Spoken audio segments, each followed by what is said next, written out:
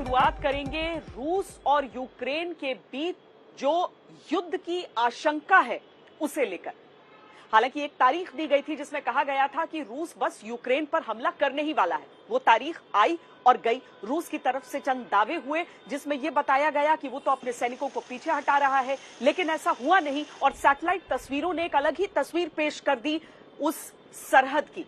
आज तक की टीम वहां पर तैनात है और वहां से सबसे तेज रिपोर्टिंग कर रही है। तो सबसे पहले आपको हम रूस के उस बैटल प्लान के बारे में बताते हैं जिसे ब्रिटेन ने दुनिया के सामने रखा है और अमेरिका की भी मुहर है इस पर।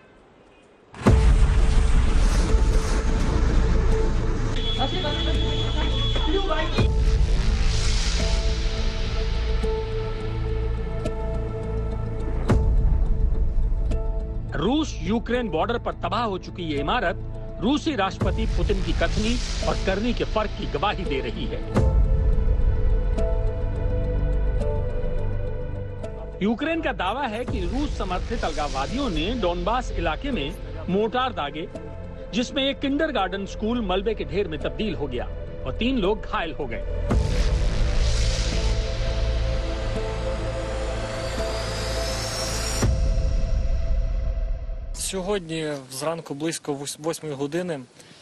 आज सुबह 8 के करीब दुश्मनों ने भारी गोलाबारी की, जिसके निशान पूरे स्कूल पर देख सकते हैं। बच्चों के स्कूल पर जमकर मोर्टार दागे गए।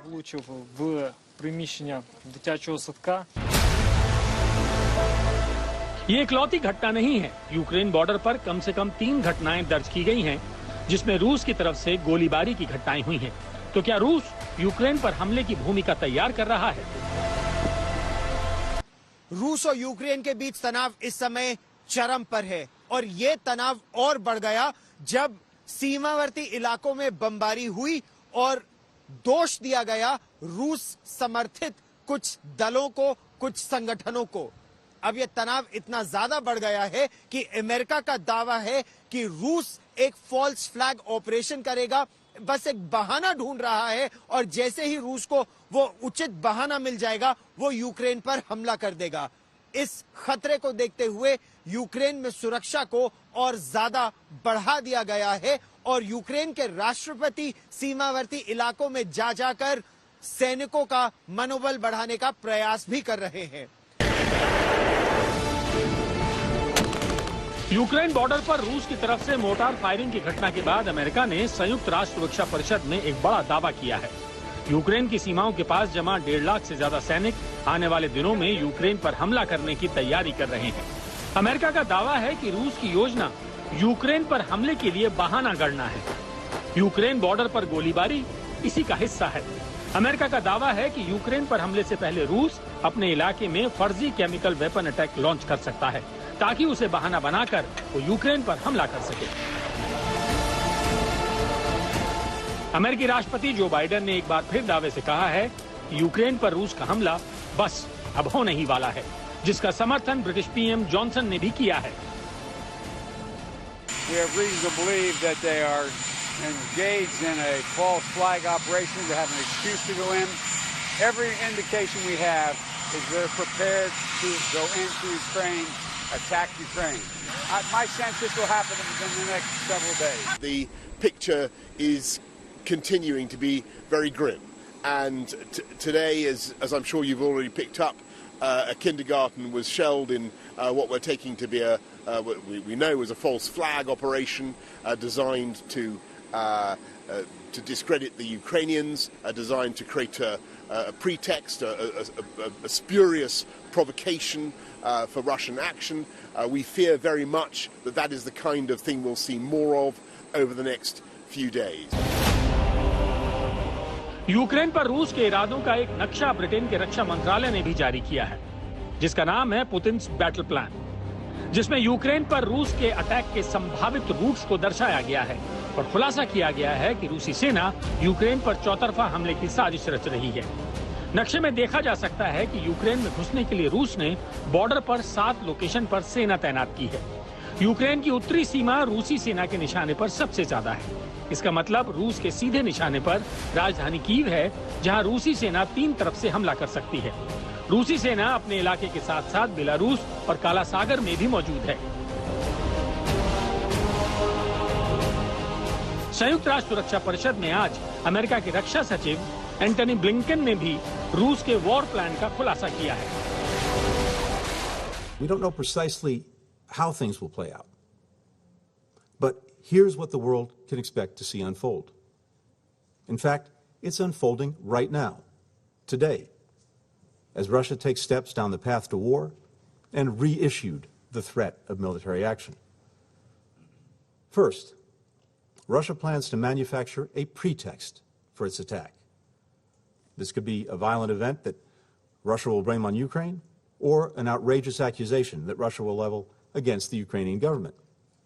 We don't know exactly the form it will take. It could be a fabricated so-called terrorist bombing inside Russia, the invented discovery of a mass grave, a staged drone strike against civilians, or a fake, even a real, attack using chemical weapons.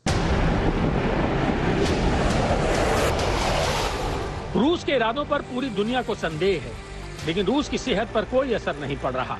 Ukraine को NATO सदस्यता के मुद्दे पर UNSC की meeting call करके रूस ने अपने तेवर दिखा दिए हैं। रूस ने मांग की है कि सेंट्रल और ईस्टर्न यूरोप से अमेरिका के सारे सैनिक और हथियार वापस बुलाने चाहिए। और ये ऐसे वक्त में हुआ है जब पुतिन ने रूस में अमेरिका के उप राजदूत को बिना कारण बताए देश से निकाल दिया है। यूएनएससी में रूस ने एक बार फिर इस पूरे विवाद का ठीकरा अमेरिका पर फोड़ दिया है और यूएनएससी की मीटिंग को सर्कस बता दिया है। То, что началось гонение на русский язык, оно идет полным ходом. मुझे ये कहना पड़ेगा कि आप कैमरे में दिखने के लालच से बचने में कामयाब होंगे और यूएनएससी की इस बैठक को सर्कस नहीं बनाएंगे। Нацистских преступников. Это все было. आप यहाँ ये निराधार आरोप नहीं लगाएंगे कि रूस यूक्रेन पर हमला करने जा रहा है। Соединению с Россией по результатам референдума. रूस बार बार जोर देकर कह रहा है कि यूक्रेन पर हमले का उसका कोई प्लान नहीं है, लेकिन ना तो दुनिया को और ना ही यूक्रेन को रूस के इरादों पर कोई भरोसा है, क्योंकि सच ये है कि बेलारूस की सेना के साथ यूक्रेन बॉर्डर के बेहद नजदीक रूसी सैनिकों की मिलिट्री ड्रिल अब भी जारी है। चाहे वो जमीन हो, आसमान हो या फिर समंदर।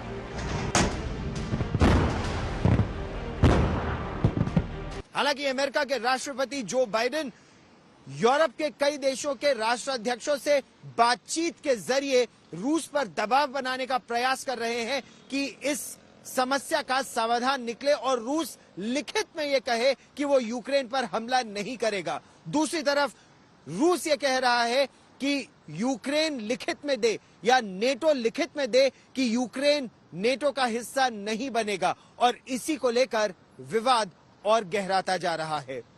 कैमरामैन पवन कुमार के साथ गौरव सावंत, कीव, यूक्रेन आज तक। देखिए, विवाद दो देशों के बीच चल रहा है, यूक्रेन और रूस, लेकिन इसमें जो बाकी बड़े देश हैं जैसे कि इंग्लैंड हो गया, अमेरिका हो गया, इन सब की दिलचस्पी भी बहुत ज्यादा नजर आती है और इसीलिए अमेरिका की तरफ से और ब्रिटेन की तरफ से बार बार इस तरह की चीजें भी सामने आती हैं। रूस अपनी तरफ से इनकार करते रहता है, लेकिन जिस तरह की स्थिति सरहदों पर वहां पर बनी हुई है, जिस तरह का तनाव वहां पर बना हुआ है, ये बहुत सारी आशंकाओं को जन्म दे रहा है। हम आपको बताते हैं एक एक करके मैप से डिकोड कैसे हम इसे कर सकते हैं।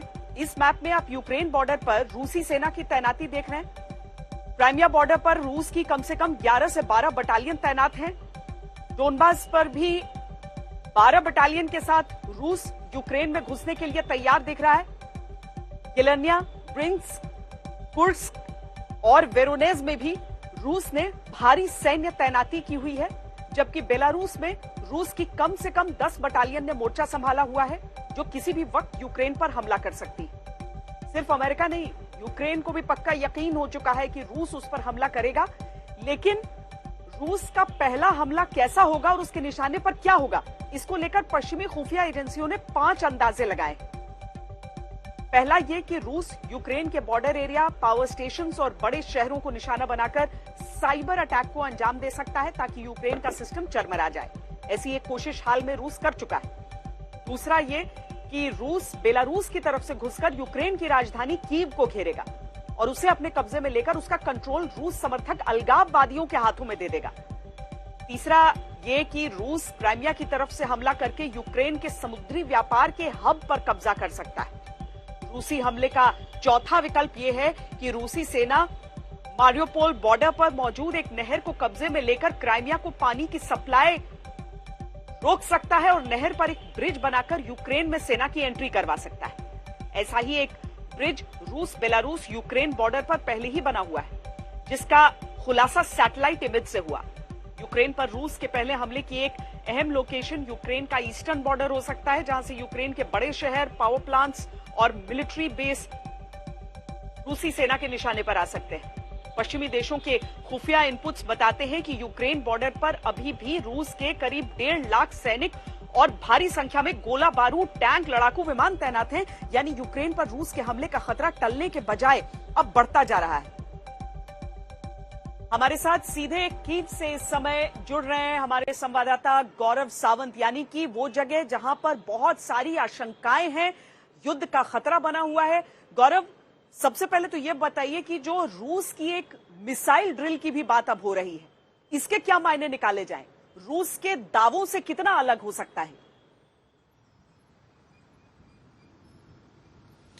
ये जो मिसाइल ड्रिल की बात हो रही है और कहा यह जा रहा है कि अगर परमाणु मिसाइल ड्रिल होगी तो ये सबसे बड़ा संदेश और संकेत रूस की तरफ से पूरे विश्व को जाएगा, वो भी ऐसे समय जब परमाणु हथियारों से दुनिया अपने आप को दूर करने की बात कर रहा है, उसके खतरे को कम करने की बात कर रहा है। तो ये एक बहुत बड़े एस्केलेशन के रूप में इसे देखा जाएगा। लेकिन दूसरी तरफ अगर आप देखें तो सीमावर्ती कुछ इलाकों में, श्वेता, पिछले 24 घंटों में जो रूस के प्रभावशाली वाले इलाके हैं वहां से बच्चों और महिलाओं को धीरे धीरे हटाया जा रहा है। ऐसी खबरें अब कीव में खुलकर आ रही हैं। यानी इस क्षेत्र में तनाव बढ़ रहा है। कहा यह जा रहा है कि यूक्रेन की सेना वहां पर एक बड़े तरीके से अपने आप को मजबूती से तैनात करना चाहती है और इसीलिए जिन इलाकों में रूस का प्रभाव ज्यादा है वहां पर सिविलियंस को हटाया जा रहा है रूस की तरफ से। केवल एबल बॉडीड मेन, यानी वो लड़ाके जो लड़ सके या रूस की मदद कर सके, वो वहां पर रहेंगे। ये एक तनाव को बढ़ाने वाली बात है। दूसरी बात जो यहां पर बहुत ही तनाव जिससे बढ़ रहा है वो ये है कि वॉलंटियर फोर्स अब यहाँ की यूनिवर्सिटीज में लड़के लड़कियां सेना में शामिल होकर या सेना की मदद करने जाना चाहते हैं। और कुछ मिलिशिया, जॉर्जिया की जैसे एक मिलिशिया है, वो यहाँ के लोकल लोगों को ट्रेनिंग दे रही है, ये कहते हुए कि अगले कुछ हफ्तों में कुछ भी हो सकता है। इसीलिए चाहे कैजुअलिटी इवैक्यूएशन हो या मेडिकल इवैक्यूएशन हो या सैनिकों की मदद हो, सिविलियंस को अब सिविल डिफेंस में आगे आने की जरूरत है। तो इन सब गतिविधियों को देखते हुए तनाव धीरे धीरे बढ़ता जा रहा है लगातार, श्वेता। लेकिन गौरव, जब हम ये देखते हैं कि रूस अपनी तरफ से कुछ दावे करता है, उसकी तस्वीरें जारी करता है, अमेरिका और रूस की दुश्मनी किसी से छिपी नहीं है। शीत युद्ध का दौर भले बीत गया हो लेकिन उसके बावजूद वो दुश्मनी रहती है। तो ऐसे में अमेरिका और ब्रिटेन की तरफ से अगर कुछ रिपोर्ट्स आती हैं तो वो यकीन के कितने काबिल हैं? यही दुनिया के लिए सबसे बड़ी असमंजस की स्थिति बनी हुई है कि रूस कहता तो यह है कि अमेरिका ने तो 2 डेट्स दे दी थी कि इस दिन हमला होगा या इस दिन हमला होगा, और दोनों ही दिन हमला नहीं हुआ। तो यह दिखाता है कि अमेरिकी इंटेलिजेंस एजेंसी जो बाइडेन को सच नहीं बता रही है, जमीनी स्थिति से बिल्कुल इतर है। लेकिन दूसरी तरफ अमेरिका या दूसरी तरफ से अगर जो सैटेलाइट इमेजरी आ रही है, जिस पॉन्टून ब्रिज का आपने भी जिक्र किया या जिस तरह की तैनाती का आप जिक्र कर रही हैं कि वो केवल क्राइमिया से कुछ सिपाही हटाने की रूस ने बात की लेकिन पूरी तरह से नहीं हटाए। क्राइमिया से भले ही कुछ सिपाही हटा लिया हो लेकिन बेलारूस में दूसरी तरफ से करीब 1.25 लाख सिपाही इस पूरे क्षेत्र में तैनात है। यानी अगर 4-5 हजार सिपाही कम भी कर लिए और 1 लाख वहां तैनात है तो दिखावा अलग, हाथी के दांत है, खाने के और दिखाने के और। मिसाइलें नहीं हटी हैं, हथियार नहीं हटे हैं। कहा यह जा रहा है कि और अतिरिक्त हथियार और सिपाही तैनात हो रहे हैं।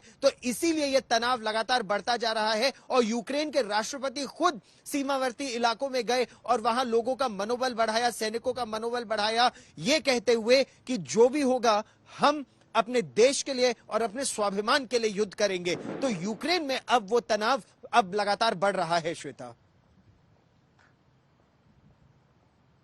आपने मिलिशिया का भी जिक्र किया, आपकी ये रिपोर्ट अब हम दिखाते हैं। गौरव, आपका इस बातचीत के लिए बहुत बहुत शुक्रिया, क्योंकि जो सिविलियंस है वहां पर, जो आम लोग हैं, वो भी समझते हैं इस बात को कि रूस की सेना की तुलना में यूक्रेन की सेना की शायद संख्या के हिसाब से तो कोई बिसात ही नहीं है। इसीलिए अगर आक्रमण इस तरह का होता है रूस की तरफ से, तो यूक्रेन के लोगों को स्वयं तैयार रहना होगा। एक ऐसी ही जगह पर गौरव सावंत पहुंचे, आज तक पहला न्यूज चैनल था जो वहां पर गया था। आप देखिए हमारी ये रिपोर्ट। वैसे तो ये जगह यूक्रेन की राजधानी कीव के पास एक स्कूल है, लेकिन यहां पर एक अलग तरह की ट्रेनिंग इस समय चल रही है। और ठीक मेरे पीछे जैसे आप देख सकते हैं कि ये जॉर्जिया के सेना के कुछ जवान यहां पर मौजूद हैं। किन्हीं के हाथ में असल हथियार हैं, किन्हीं के हाथ में ये डमी AK-47 है, क्योंकि इस समय यहां ट्रेनिंग चल रही है। बर्फ अभी भी पड़ी हुई है और ये बर्फ दिखाती है कि कैसे रूस और यूक्रेन के बीच रिश्तों में और ज्यादा इस समय ठंडक आ गई है और ये रिश्ते खराब होते जा रहे हैं। हमारे साथ यहाँ पर साई है। साई तमिलनाडु के रहने वाले हैं, यानी भारत के रहने वाले हैं, और उनके हाथ में यहाँ हथियार है। साई, आप यूक्रेन कब आए और यहाँ क्या पढ़ रहे थे? I came here 4 years ago and I'm studying aerospace. So you're studying aerospace engineering, and suddenly we see you with this AK-47 dummy weapon, and you're undergoing a different kind of training. What training are you undergoing? Basic combat stuff, basic survival and medic things. And it's a very interesting, अगर आप यहाँ देखें कि aerospace engineer बनने की पढ़ाई कर रहे हैं साई, लेकिन उन्होंने एक वर्दी डाल रखी है, इसमें यूक्रेन का भी झंडा है और जॉर्जिया का भी झंडा है। और ट्रेनिंग ये कर रहे हैं कि ये जॉर्जिया जिस तरह अपनी सुरक्षा नहीं कर पाया था, यूक्रेन की सुरक्षा के लिए यूक्रेन और रूस की सीमा पर जाएंगे। So you intend going to the border to defend Ukraine? Yes, I definitely will. But will that not adversely impact your aerospace engineering studying? Yeah, that concerns me, yeah. So what made you decide to defend Ukraine? I think Ukraine is the front line for democracy, and we need to stand against Russian aggression. Okay. Also with me here is Private Williams, and Private Williams, as you see the insignia very clearly, has the US flag. He's a combat veteran. Private Williams, if I understand correctly, you are from California. What brings you to Ukraine? I'm here to defend the people of Ukraine against Russian aggression. So when you say defend, is that in terms of as a medic in combat medicine, or do you actively intend fighting at the borders? So it does as a combat medic. Right, so I want to help defend people. I want to help protect people. I want to teach people the combat medicine so that way they could help save each other's lives and their own lives. If the war comes to us, we will go to war. People from how many countries? I mean, you're American, he's Indian. Who all are here from how many countries undergoing this kind of training? We have people from all over. We have people from Georgia, Albania, Britain, America, India. So people from all over the world. And how long is this training? What kind of training are you undergoing here? Right now, we are doing just pretty normal tactical training. So troop movements, moving under fire, how to direct fire, other such like that, combat tactical medicine, other stuff like that. So are they also firing weapons as in like at a firing range? Well, we need to learn how to defend ourselves, sir. Perfect. And does this mean that after this training, all of you would be at the borders, at Ukraine's borders with Russia to defend Ukraine? That's all up to personal choice. If you want to go and fight at the border, you can. If you do not, then there's other places for you here. So, यहाँ पे इस तरह देख सकते हैं कि अलग अलग देशों के नागरिक हैं जो ट्रेनिंग ले रहे हैं। टैक्टिकल ट्रेनिंग है इस समय इन लोगों की। यहाँ पर युद्ध जैसी स्थिति में कैसे पेड़ों के पीछे से छिपकर आप ऑपरेशन कर सकते हैं, या कैसे जान बचाई जा सकती है, कॉम्बैट मेडिसिन या कैजुअलिटी इवैक्यूएशन, इन सब की ट्रेनिंग यहाँ पर इस समय चल रही है। कैमरामैन पवन कुमार के साथ गौरव सावंत, कीव, यूक्रेन आज तक। यूक्रेन रूस तनाव और यूक्रेन में मौजूदा परिस्थितियों पर हमारी नजर लगातार रहेगी, लेकिन अभी हम देश का रुख करते हैं और यहाँ की खबरें आपको दिखाते हैं। प्रधानमंत्री नरेंद्र मोदी की आज एक बेहद खास मुलाकात हुई। ये खास मुलाकात हुई सिख समाज के संतों से, जो उनके घर पर पहुंचे थे, उनके निमंत्रण पर पहुंचे थे और उनसे उन्होंने मुलाकात की। कई बातें हुई।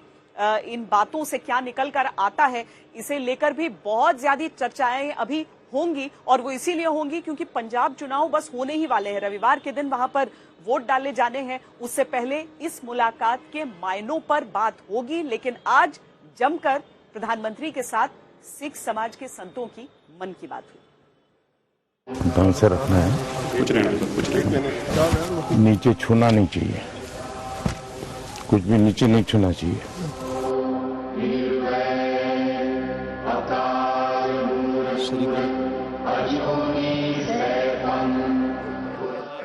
हमारे यहाँ गुजरात में तो कहा जाता है कि जब संतों की, महापुरुषों की चरण रज आपके घर में पड़ती है तो आपका जीवन धन्य हो जाता है। तो आज आपकी चरण रज मेरे घर में हुई है, ये मेरा सौभाग्य है।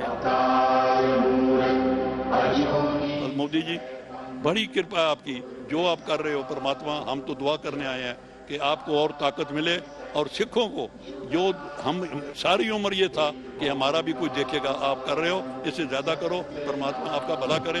ये देश कोई 47 में पैदा नहीं हुआ है जी। हमारे गुरु महाराजों ने कितनी तपस्या की है इमरजेंसी में। बहुत बड़ा हमारा जुल्म हम सब पे हुआ और मैं तो बराबर पता है उस समय पंजाब में जो सत्याग्रह हुआ था इमरजेंसी के खिलाफ, तो बड़ा अद्भुत था जी। अब मैं उस समय अंडरग्राउंड रहता था, तो अंडरग्राउंड रहना है तो कुछ कपड़े वपड़े बदलने पड़ते थे, तो मैं सिख के कपड़ों में ही रहता जी मैं पगड़ी पहनता था अरे सेवा मुझे करनी है सेवा आज मुझे करनी है।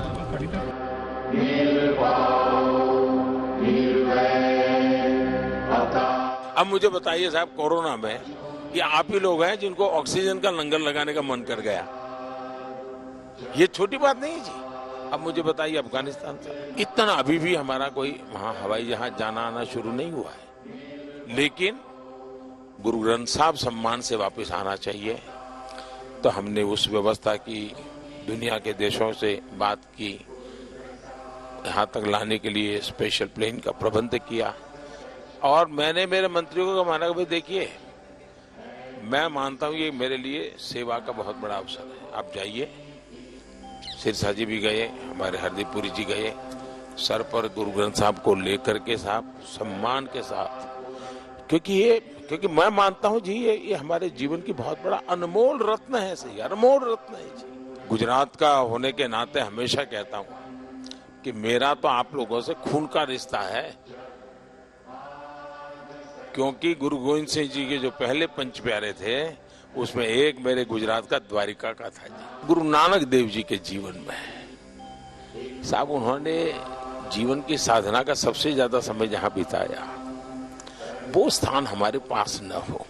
एक 6 किलोमीटर दूर समझौता करके हम नहीं ला सके था। मैंने भी डिप्लोमेटिक चैनल शुरू की, कम से कम, क्योंकि दूरबीन से साहब सब लोग, मैं भी दूरबीन से देखता था पहले जब पंजाब में रहता था मैं भी दूरबीन से दर्शन करता था जी। तो मेरा मन करता था कि भाई कुछ तो करे, कि ऐसा पवित्र काम था, गुरु महाराजों का आशीर्वाद था कि हो गया।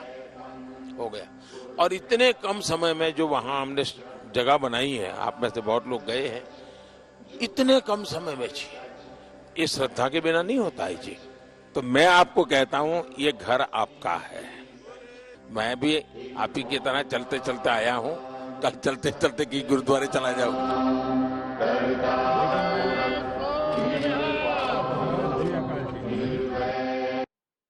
प्रधानमंत्री की हर एक बात में बहुत सारे संकेत थे, चाहे वो करतारपुर का जिक्र कर रहे हो कि क्या 6 किलोमीटर का वो हिस्सा भारत में नहीं हो सकता था, या फिर वो तमाम ऐसी बातें कर रहे हो जिसमें सीधे संकेत ये भी पढ़े जाएंगे कि किसान आंदोलन के समय बहुत सारी ऐसी बातें हुई और कही गई और विश्लेषण उनका हुआ जिसमें ऐसा लगा कि कहीं जो सिख समाज है वो बीजेपी से, प्रधानमंत्री से नाराज तो नहीं है।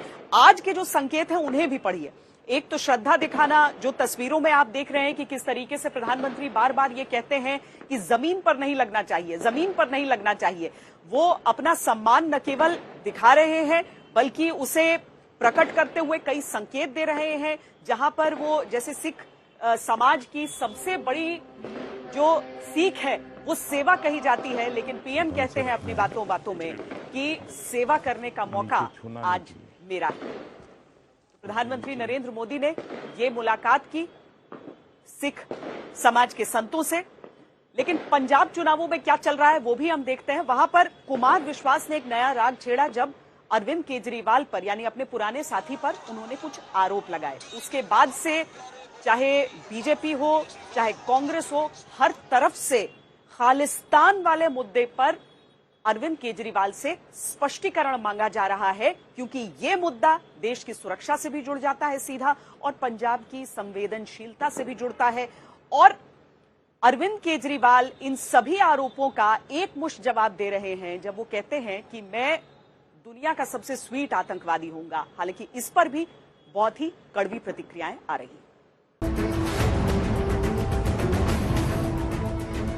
वोटिंग से 2 दिन पहले कवि कुमार विश्वास ने ऐसा बयान दिया जिसकी वजह से आम आदमी पार्टी की छवि को लेकर मतदाताओं में अविश्वास के भाव पैदा हो सकते हैं।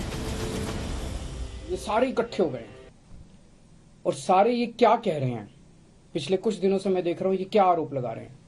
ये कह रहे हैं कि पिछले 10 साल से केजरीवाल देश के 2 टुकड़े करने का एक प्लान बना रहा है, षड्यंत्र बना रहा है कि देश के 2 टुकड़े करेंगे और उसमें से एक टुकड़े का प्रधानमंत्री मैं बन जाऊंगा। मतलब ये तो कॉमेडी है, ये तो हंसने वाली बात है। ये हो सकता है क्या? पंजाब में खालिस्तान, अलगाववादी और आतंकवाद एक ऐसा बारूद है जिसमें कुमार ने चिंगारी दिखाई तो पंजाब की राजनीति सुलग उठी। 117 सीटों पर 20 फरवरी को एक ही चरण में वोटिंग होनी है। ये मुद्दा वोटिंग से पहले आखिरी वार के जैसा था, जिसमें एक तरफ आम आदमी पार्टी है, दूसरी तरफ कांग्रेस और बीजेपी। जो व्यक्ति आतंकवादी के घर में सो सकता है वो पंजाब की रक्षा कहां से करेगा? जो आदमी डर जाता है वो पंजाब की रक्षा कैसे करेगा? कुमार विश्वास ने आम आदमी पार्टी को शुरू किया, मगर उनके आरोप के बारे में केजरीवाल जी एक शब्द नहीं कह पा रहे हैं। उनके एक साथी हैं, उनका कल बयान आया था, कह रहे थे कि केजरीवाल जी ने मुझे कहा कि अगर पंजाब के सीएम नहीं तो ठीक है, दुनिया के पहले नए देश के पीएम तो बन जाऊंगा मैं। समझे आप बात? आतंकवादियों के घर में जाके रहते हैं एक छोटे मियां साहब और बड़े मियां किसानों को आतंकवादी कहते हैं।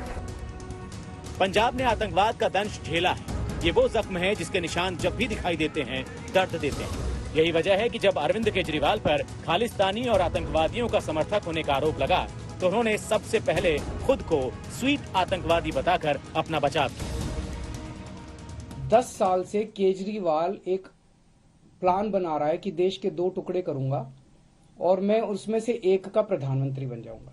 तो मैं पूछना चाहता हूं ये तो इसका मतलब मैं बहुत बड़ा आतंकवादी हो गया। तो ये इनकी सारी सिक्योरिटी एजेंसीज क्या कर रही थी? पिछले 10 साल में 3 साल तो कांग्रेस की सरकार थी। कांग्रेस वालों ने क्या किया? सो रहे थे वो लोग। 7 साल से बीजेपी की सरकार है, केंद्र में मोदी सरकार है। मोदी जी ने क्या किया? मेरे को गिरफ्तार क्यों नहीं किया? इनकी एजेंसीज क्या कर रही थी अभी तक? तो ये ऐसी हास्यास्पद बात है जिसको मतलब सुन के ही हंसी आती है। और शायद मैं दुनिया का सबसे स्वीट आतंकवादी होऊंगा। केवल राहुल गांधी या प्रियंका वाड्रा ही नहीं, इस मामले में बीजेपी ने भी केजरीवाल को घेरा। केंद्रीय मंत्री अनुराग ठाकुर ने आम आदमी पार्टी को अरविंद एंटी पंजाब वाली पार्टी बताया। पंजाब के मुख्यमंत्री चरणजीत सिंह चन्नी ने गृह मंत्रालय से यह अपील की है कि इस मामले की जांच होनी चाहिए। उन्होंने बाकायदा एक पत्र लिखा है इन आरोपों पर कि अलगाववादी संगठनों से क्या कुछ साठगांठ हो सकती है, इस पर गृह मंत्रालय की तरफ से भी उन्हें आश्वस्त किया गया है कि देश की अखंडता के साथ खिलवाड़ नहीं किया जा सकता है। खबरदार में आज के लिए इतना ही। देश और दुनिया की बाकी खबरों के लिए आप देखते रहिए आज तक। आज तक बेमिसाल 20 साल।